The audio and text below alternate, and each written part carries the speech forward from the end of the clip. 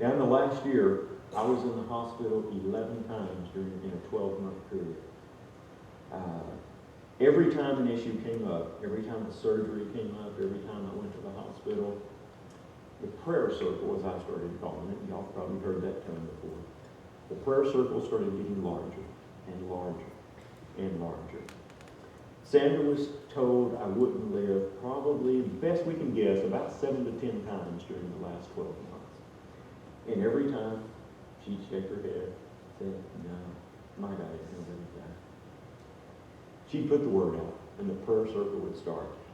Prayer circles are fun. Once you get them going, they seem to grow. They take a life of their own, and they grow. And that's part of what I'm going to challenge you here with tonight, is growing and developing your prayer circle. Each one of you needs to have your own individual prayer circle. But here's a couple of those stories. My wife and a friend of hers worked with several years ago a lady here that had moved to Australia. And so she became aware of how sick I was, and Sandra's friend texted her one day in Australia, gave her a little update. Well, she got a text back and said, I think you must have hit the wrong number, because I'm not who you think I am.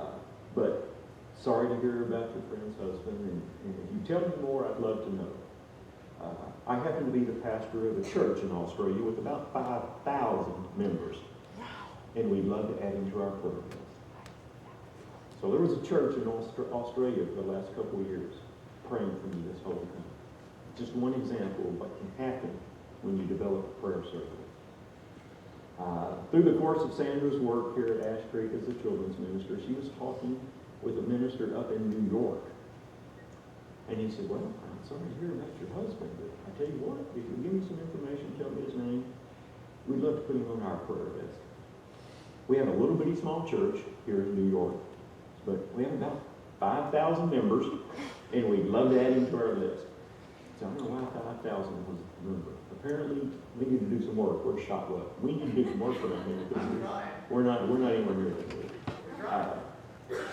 And for those of you who understand anything about schools, this is the story I love the most. Sandra had to do some work out at Whitford College with the board of directors. She sat in a board of directors meeting of a school. You've probably heard of this argument, division of church and state. You can't have prayer at school or anything. I had been sick. I was in the hospital. One of the board members knew it. They stopped the board of directors meeting at a school and had prayer for me. Everybody there, one of the board members led the prayer. So prayer circles just grow. They take a life of their own. And before I knew it, we had tens of thousands of people all across the globe praying for me. And I challenge y'all to develop that.